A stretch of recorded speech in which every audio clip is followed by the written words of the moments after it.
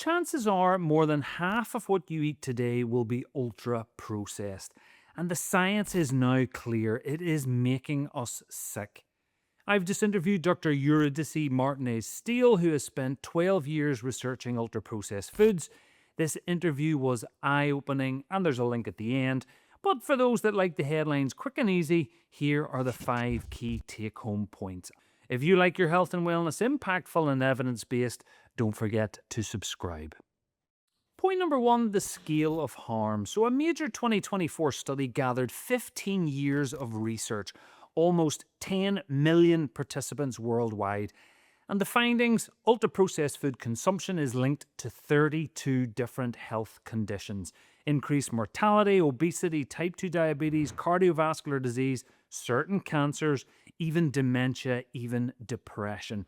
These aren't rare diseases, this is modern life. This is the largest review of the evidence we have, and it points in one direction. The more ultra-processed food you eat, the worse your health outcomes. But why? Point number 2, the overconsumption trap. So ultra-processed foods are engineered to make you eat more. High fat, high sugar, high salt, all combined to be hyper-palatable. But it's not just taste. These foods are soft. They don't require a lot of chewing, and that means you eat them faster, before your body has even the time to tell you you are full.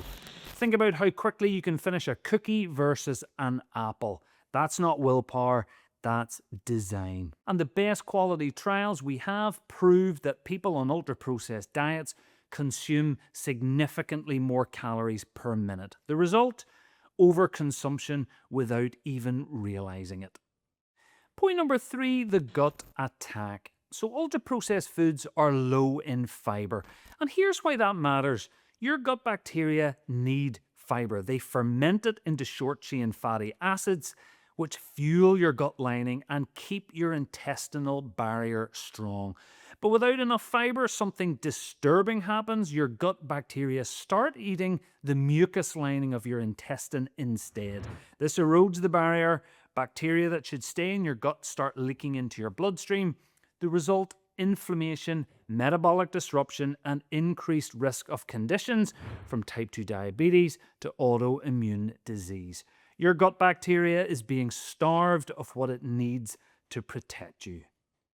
Point number 4, the additive gamble. So in Europe, there are over 2,000 approved food additives. In the US, it's estimated at over 10,000. And the evidence on specific additives is concerning. Emulsifiers have been linked to gut barrier damage and inflammation. Artificial sweeteners may disrupt metabolic health. Certain colors are associated with allergic reactions. Nitrates and nitrites are suspected carcinogens.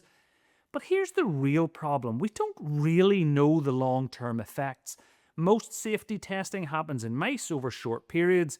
The cumulative effects across multiple foods, unknown. The interactions between different additives, also unknown. As Dr. Martinez-Steele puts it, we're running a massive experiment on ourselves. And finally, point number 5, the escape route. So what can you do? Start with the ingredients list. If it's long and full of things you don't recognize, that's your red flag. Fill your plate instead with whole foods, fruits, vegetables, legumes. They're satiating and they naturally crowd out the processed stuff. And cook when you can. It doesn't have to be complicated. When you cook, you control what goes in. So the evidence is now substantial. The less ultra-processed food you consume, the better. The full interview covers much more, including what's happening with regulation around the world, and there's a link on screen now. Please leave your thoughts in the comments. And of course, if you like discovering health and wellness advice that is simple, manageable, and science-based, don't forget to subscribe. Thank you for watching.